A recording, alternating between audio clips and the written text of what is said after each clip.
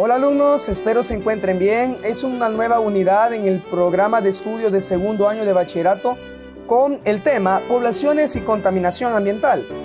Vamos a tocar temas muy importantes como poblaciones, consecuencias de la sobrepoblación, contaminación ambiental, tipos de contaminación y efectos en la salud por contaminación. ¿Pero qué será una población? Una población es el conjunto de seres vivos de una misma especie. Y contaminación ambiental lo vamos a entender como el concepto de adherir cualquier agente biológico, químico o físico que trate la manera de perturbar este espacio físico. Como medio de introducción, en la parte derecha de la diapositiva pueden observar ciertos productos que pueden ser de alto contaminación a la comunidad. Aquí están los desechos que nosotros producimos diariamente en nuestras casas. Podemos proponer ciertas soluciones para disminuir la producción de estos desechos. Podemos observar productos orgánicos como verduras, podemos encontrar compuestos inorgánicos, en este caso el cartón, podemos ver papel, podemos encontrar jeringas, entre otros productos. Poblaciones. ¿Qué es una población? Es un grupo de individuos de una misma especie, como ya se los venía explicando, que ocupan un área y un tiempo determinado. Las poblaciones constituyen la unidad funcional de los ecosistemas, ya que éstas se agrupan y forman las comunidades. Recordar que las comunidades es el conjunto de poblaciones de diferentes especies.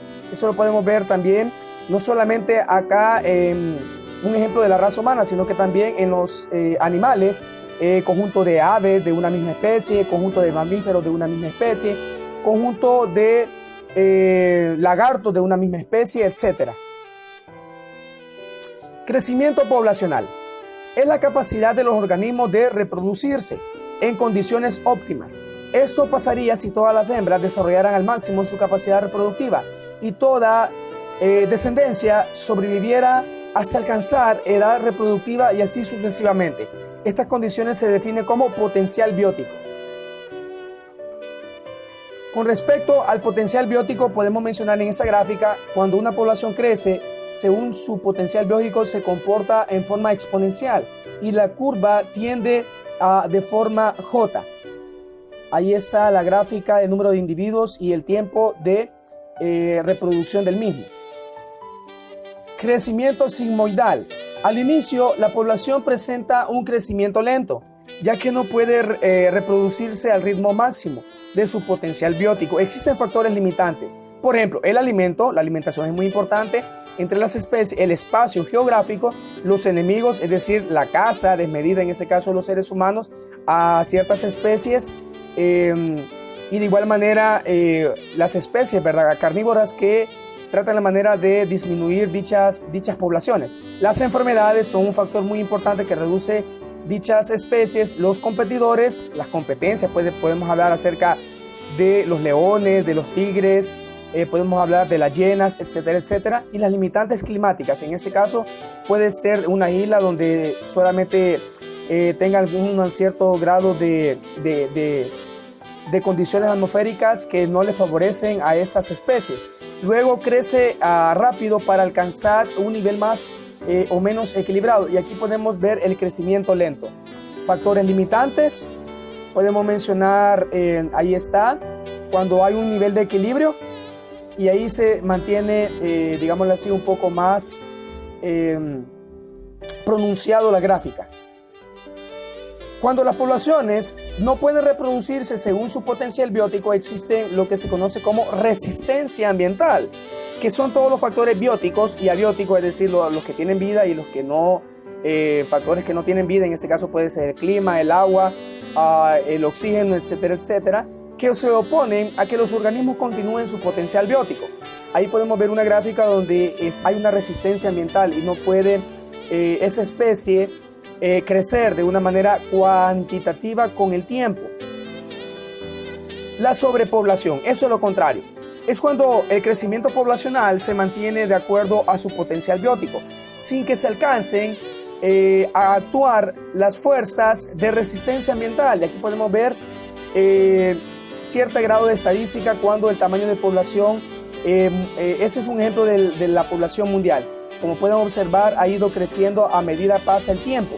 En la actualidad hay alrededor de 6.000 millones de personas a nivel mundial. Bueno, según los últimos estudios, ya se supera los 7.000 millones, ¿verdad? Según la Organización de Naciones Unidas, para el año 2050 la población mundial será de 7.700 millones a 11.200 millones de personas. Aquí está una cifra de países sobrepoblados. Cifras estimadas de habitantes en los países más sobrepoblados para el año 2010. Imagínense, y estamos en el año 2020, 10 años después. China, más de 1.321.851.888 habitantes. Ahí está la India en segundo lugar. Cifras un tanto alarmantes. Estados Unidos con 301.139.947. Indonesia, Brasil, Pakistán, y le siguen otros países como Bangladesh, Rusia, Nigeria, Japón, México, España, Argentina. Esos son los países más poblados de todo el mundo. Poblaciones. Las principales causas que promueven la sobrepoblación son la adecuación del medio a las necesidades humanas. Esa puede ser una causa. La explotación de fuentes de energía para mantener el funcionamiento de las ciudades. En ese caso, explotación de recursos hidroeléctricos, como podemos ver en la presa hidroeléctrica ahí. Y ahí podemos ver una imagen de referencia de las necesidades humanas. Construcción de viviendas en lugares donde las condiciones no son las adecuadas.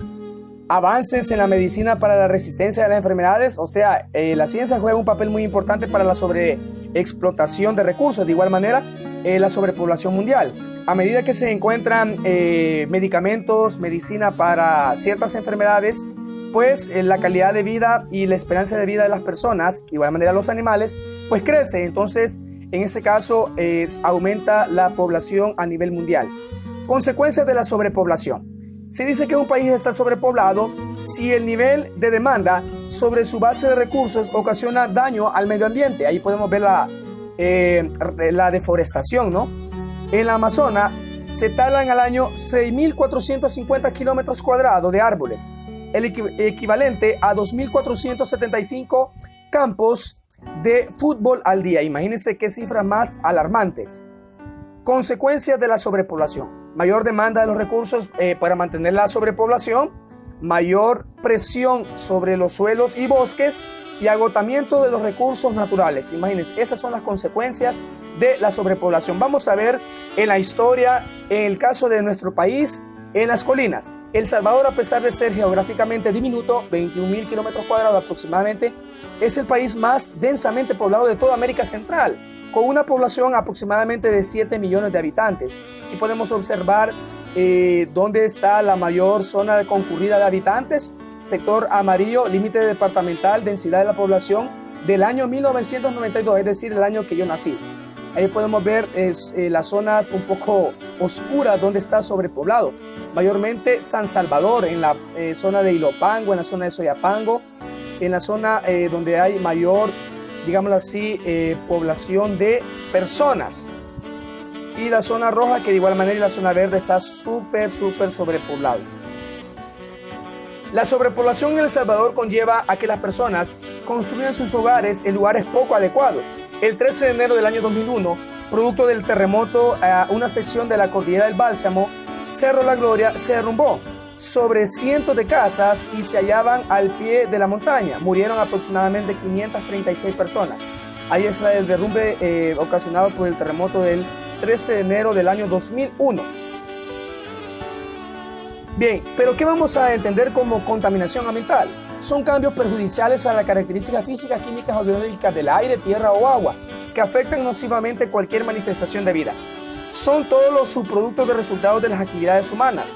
A eso le vamos a llamar como contaminantes, que de acuerdo a su composición se pueden clasificar en desechos orgánicos o biodegradables e inorgánicos o no degradables. Ahí podemos ver la diferencia entre productos orgánicos e inorgánicos.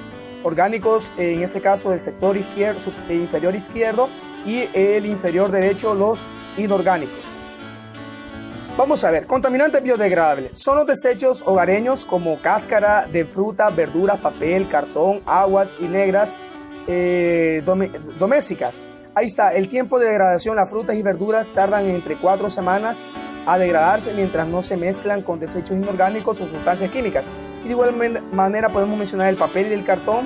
Tardan de 2 a 3 semanas en degradarse si no están plastificadas o sucios. Contaminantes no degradables. Estos abarcan elementos como metales, botes de acero y botes de productos químicos. Ahí podemos ver las baterías, más de 1000 años sin degradarse. Sus componentes son altamente contaminantes y no se degradan muy fácil. Una botella plástica dura entre 100 a 1000 años, dependiendo si están enterradas duran más. Los vasos y platos desechables tardan 1000 años aproximadamente en degradarse.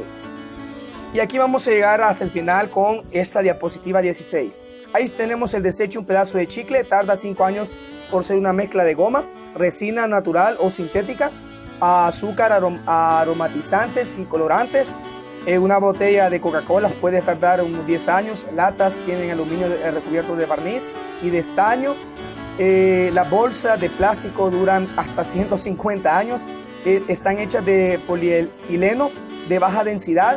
Y las colillas con filtro pueden tardar hasta 2 años en degradar, en desaparecer. Si caen en el agua, la desintegración es más rápida, aunque contaminan más. Bien, hasta aquí hemos llegado con la primera parte de lo que es la clase, ¿verdad? De siempre el periodo número 3, la guía número 2. Les anexo ahí las actividades a realizar. Bendiciones abundantes.